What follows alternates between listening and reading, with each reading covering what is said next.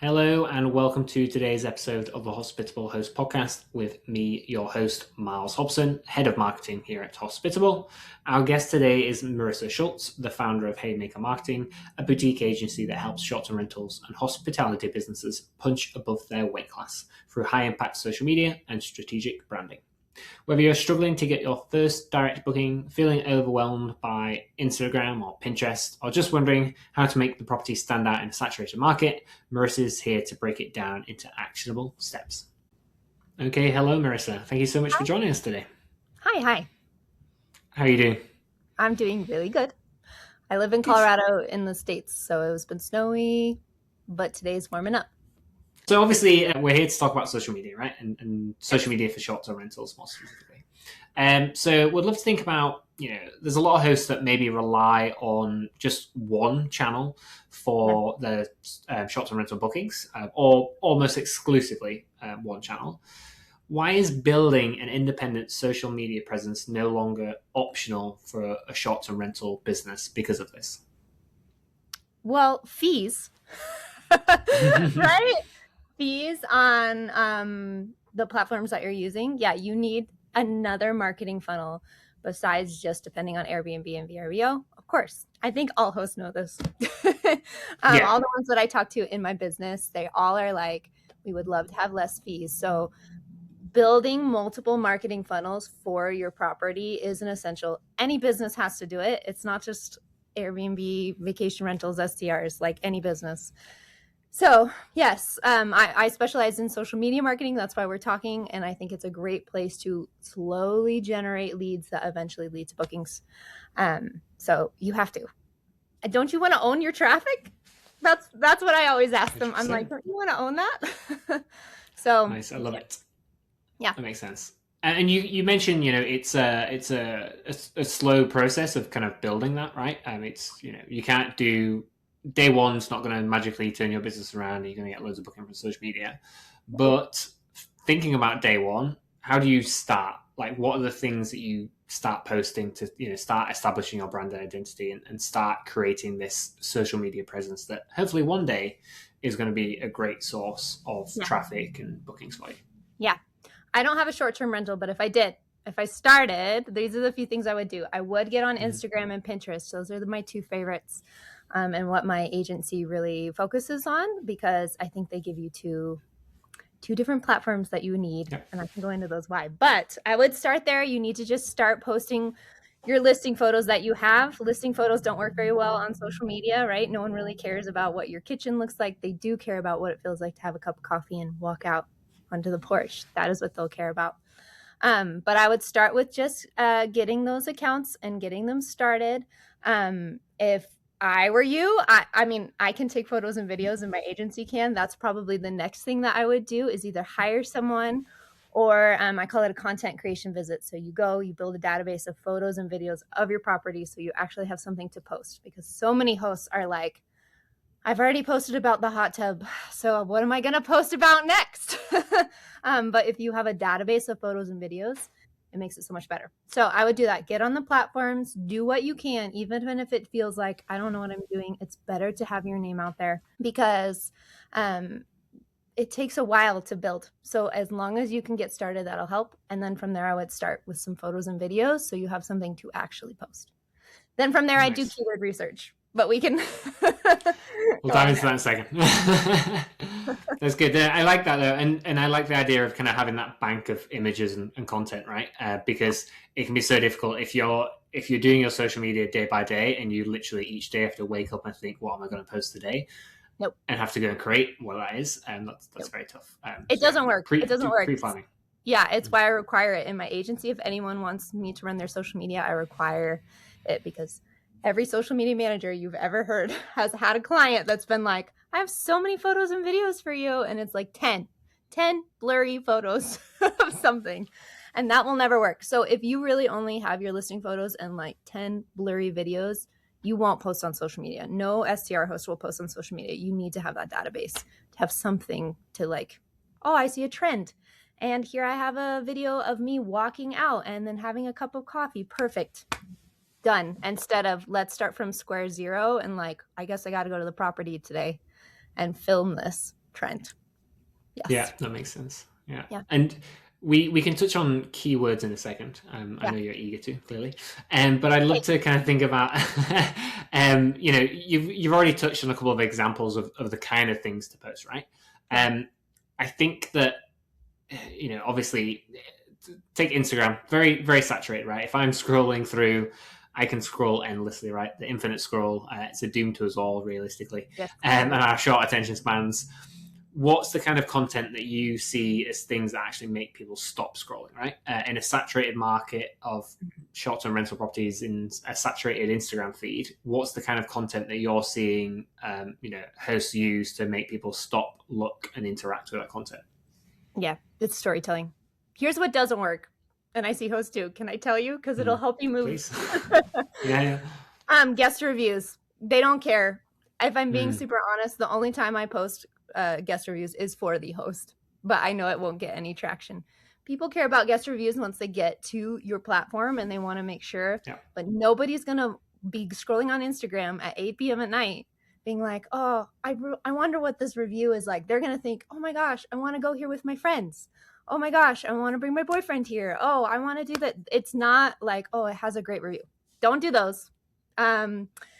Holiday posts, like very generic Canva holiday posts, I will see that don't work.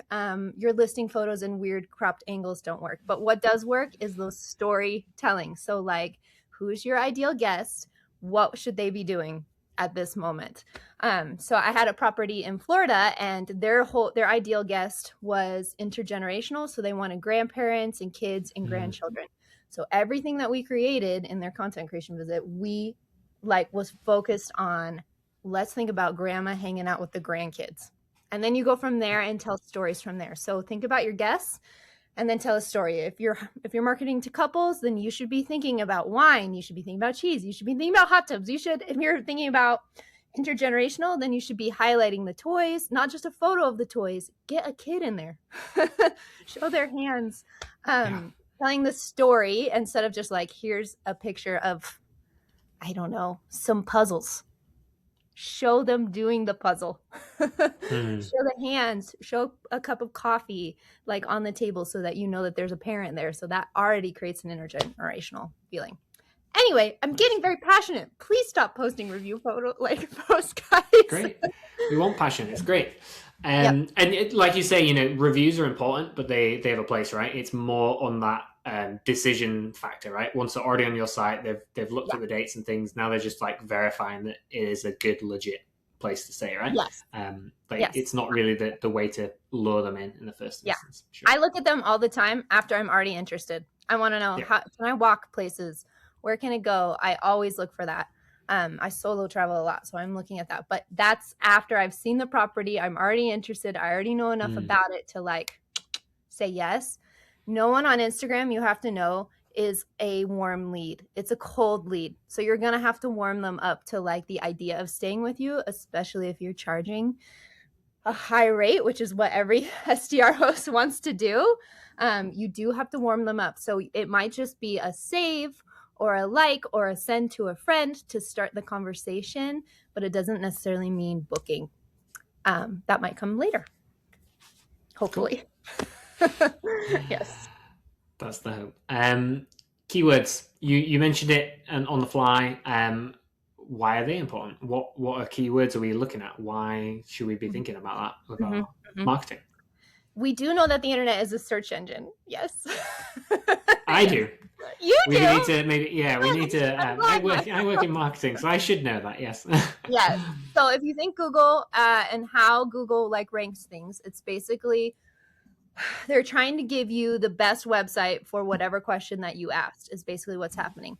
And the more social media learns essentially from Google, this is please tech bros, don't come at me. But essentially what they're doing is trying to find content that keeps you on the app. So if you are searching cabin, cozy cabin, then cozy cabin in Wisconsin, cozy cabin in, and then whatever, they are going to try to keep you on the app based on your keyword. So you need to find out what people are searching for in your location.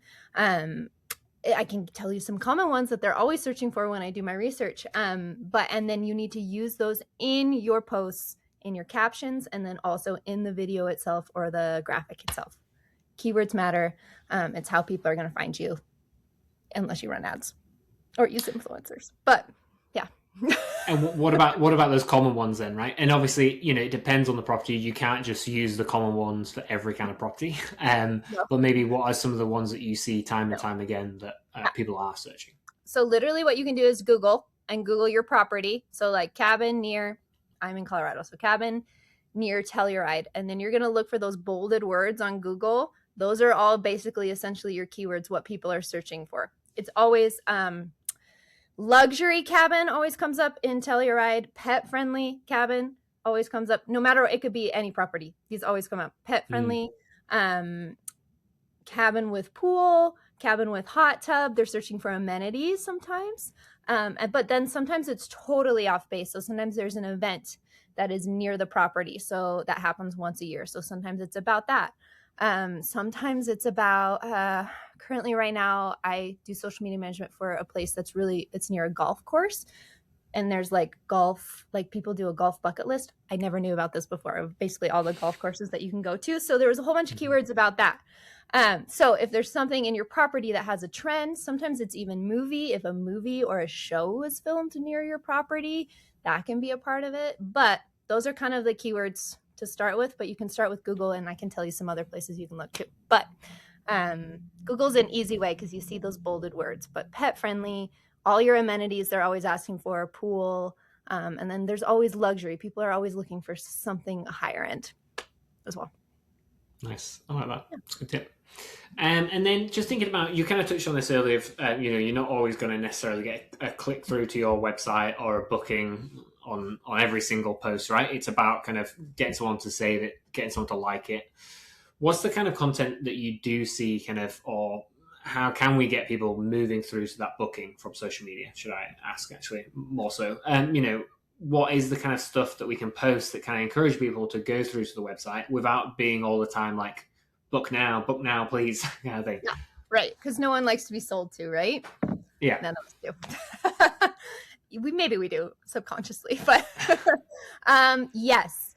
There's a few things. One thing is, even though I had a mentor once who told me that I had an offer and she's like, you need to post about it so much that you are sick of it. Because by the time that people actually understand what your offer is about, then that's when it's going to happen, is when you feel like it's sick of it. So in some ways, yes, I think hosts are being like, I don't want to just keep saying book now, but actually in almost every post, you need a call to action in it. Like, hey, book direct on our website. Hey, I use ManyChat. So like, say this word and then we'll send you a link to it. You do need a call to action. That's a way to get people to your website. And sometimes it's not, I don't think about it as sales. I think about it as convenience. How can I get you to where you want to go faster? That's less than 2 clicks. So yes, you don't want to do it too much, but you do need a call to action. Other ways that you can get people to like kind of convert is like an email list, which I'm sure you've talked about. So you can lead people from social media onto an email list so that they see you again. Obviously asking for follows you can do. I never though ask for follows. I think if people are going to follow you because they want to, right? It honestly, there are people that are, I think there's different customers on social media. There's ones that are like spontaneous and they're like, I'm going to book. I saw this beautiful cabin. I want to go there with my best friend. Let's go. And then there's ones that are going to save your post and think about it 6 months later. And that's when you'll get the sale. So, yes, it is. Social media is so hard. I wish I could tell any client, like, I can get you this much money with this many clicks. It's just not like that because it's a higher income. But have a call to action is really what you need to do. And then if you focus on that storytelling aspect, people won't feel like they're being sold to. They're like, you just told me what I want to do this weekend. Thank you. Yeah. Nice. Like it. You did say then that you don't ask for followers. No. I took that as understanding as being on a social media post, right? On an Instagram post, you wouldn't say, please follow me, basically. But I take it that you're looking at asking people to follow you in other locations. Would you encourage, hosts to have some signage inside the property, or when they're asking for a review, to also kind of follow on social media?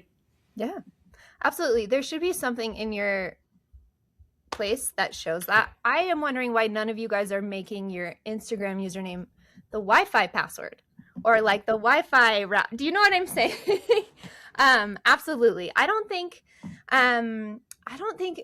you're going to get a ton of great content from guests necessarily, but if there's something that if you already have a platform and they're like, I would love to be a part of this platform, then they're going to post about you.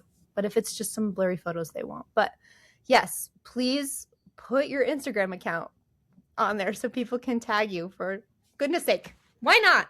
And you can ask for follows, of course. You can ask for all of those things, but you have to think, why would people do that? It's because they loved your place and they want to support you. So that's, Yeah, that makes sense. And then just on, I guess, a guest creating content, another way of doing that is essentially looking at, travel influencer and getting an influencer to stay in your property, create content for you. Would love to kind of hear your thoughts on, positives and negatives of that. Is it worthwhile giving a free weekend stay to an influencer in exchange for content for your Instagram? Well, what have other people said? Influencers are a hot topic. And I've I did like a Reddit post where I asked hosts about them and the host destroyed them. So tell me what's happened on the podcast. I mean, we've not really talked about it too much on the podcast before, but it is something where I've definitely heard from different hosts of mixed experiences, right? And I think it's always who you work with. We as a brand have people, emailing us and telling us they have a big audience, right? And I'm sure hosts get this all the time, but they do. It can be difficult to assess how much impact that individual will have for your brand, right? I think there is potential there. There's some influencers that produce fantastic content and can bring an audience to your brand, but I think it can be difficult for a host to judge, who that will be, who is the best person to do that for your property. Yes, absolutely, it can. I know, because they tell me that. They're like, I'm getting all these DMs from people and I'm like, I don't even know, and they're saying all these words like usage rights and they're like, I don't even know what that means. So I understand. I'm all in on influencers. I think they work. I think they have to work. I think if in social media, I think the organic world is kind of over with STRs, because if you think about your favorite creators that you follow, it's probably not just like one location that you keep seeing over and over. So you need other people to help highlight your property. And I think influencers do that really well, because people are following influencers for reasons. Travel ideas, sometimes because of their style, their aesthetic, lots of reasons. There's a million influencers now. There's dog traveling influencers. There's like fishing influencers. There's influencers for like empty nesters. Like, it's endless. So it's not just what we typically think of, just like this person happens to be beautiful and has a following, there's people who are actually using this as their job. So it really works. But yes, use influencers, qualify them. Absolutely. But I think it's worth the risk. So qualifying them though, just kind of to give us maybe a couple of quick tips if you're new to influencers and you're trying to do this on your own, what are some of the things that I should be looking at and thinking about if an influencer's approached me or I'm approaching an influencer? Sorry. Yeah. You need to know that influencers are getting, especially smaller ones, are getting coached on the script to talk to you. So you just know that you're going to probably see the same script. But something that I always look at is if their follower count matches their engagement rate. So you can look at their follower count and then you're going to look at their reels. If we're just doing Instagram, that's where a lot of collabs happen. You're going to look and see. So if they have 1 million followers and then they have 500 views on a reel, that means all those followers aren't real. So you want to see some like a metric that makes sense. If they have 3,000 followers and their reels have 8,000 views, that's amazing. That influencer is maybe smaller. It's a micro influencer, but she has great engagement. So I would start there. Does their follower count match their engagement rate? There's things you can even Google it if you want to. There's like generators that do that for you. I just like to do a quick look. Does it look even? What do their reel views look like? Anyone can use ads on their reels, so it's not a sure thing, but it's a good thing to start. Secondly, you can just see how professional they are in the in the negotiations, and you should always negotiate. So you should never be like, hey, I'll take whatever package that you're offering me. They're coming up with crazy packages at this point. You should say the things that you want and then go from there. They're always going to ask you to pay them. And influencer rates right now are anywhere from $500. You give them a time to stay at your property. You pay the cleaning fee and then you pay them. So I know why hosts don't like it. It's anywhere from $500, but I've been quoted $8,000. So you need to qualify them a little bit more. So in those negotiations, talk through what deliverables, that's the word that you use, that you want. So I like to do collaborative reels. That's where it's on their reel and yours. So you're getting all of their engagement as well. I start there and then I ask for things from there, if that makes sense. And then they'll negotiate. They'll be like, I want 3 nights and I'll give you this much. Or awesome. I want 2 nights for this. Yeah. There'll be plenty of back and forth, I'm sure. Yes. Cool. Plenty of back and forth. Yeah. Nice. Okay. We're going to mix it up slightly and do a little quick fire round. Just 4 questions. Some of them you might struggle to give me a short answer because you're going to be like, that's a silly question. Because I'm talking. We're gonna test it. Let's see. I'm interested. So let's go. Try and keep it short and snappy. Okay. If you can't, it's fine. I won't hold it against you. Okay. What's the best time of day to post? It doesn't matter. Cool. Good. That was the one that I thought was gonna. Yeah. Captions: long and storytelling or short and punchy? Storytelling always. Yeah. Always storytelling. Okay, good. So excluding Instagram, Pinterest, and your camera, what's one app every host needs on their phone? Uber Suggest. It's a keyword researcher. Okay, cool. Nice. I like that one. Uber Suggest. But yes, desktop. The shortcut to the URL on the same your phone. Yeah. There you go. What's one thing a host can do right now to improve their brand in under 10 minutes? It has to be short. On your username, you need to put your location with your territory, state, and the country. You guys keep putting like Northern Hemisphere or like the Great Plains. None of us know where that is. You need to say either your city, the state, and the country, especially. Please put all your location. That's going to help your keywords right away. Nice. And is that okay? So for your keywords, but then I guess it's also to kind of attract international travelers as well. I guess the pitch is there. Okay. I can't tell you how many websites I go to, and they are like, we love like the best Airbnb in the Great Plains. Great Plains could be lots of places in Canada, in the US. So like, tell me, it means Kansas. It means this. We need more specific. Nice. Yeah. Good. I like that. Okay. That was the fast fire round and you did very well. I did fine. D-? Great. No, it was great. C+. Okay, great. It's a passing mark at least. Okay. Great. So that is it for questions, Marissa. I think the only question we need to ask is for you to pitch Haymaker Marketing and where we can go and find out more about it. Yeah, you can go to haymakersocial.com or just Haymaker Marketing on Instagram.